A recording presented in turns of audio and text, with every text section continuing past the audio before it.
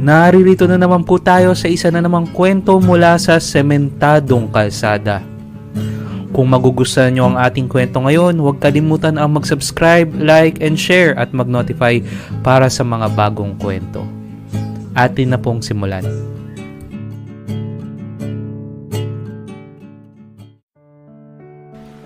Sa isang maliit na tahanan sa barangay Sementadong Kalsada, may isang ina na may pangalang Marisa.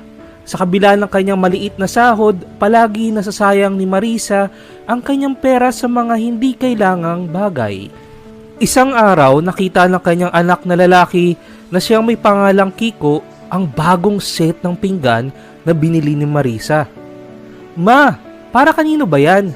Hindi mo naman kailangan yan," tanong ni Kiko. "Pero ang ganda kasi ng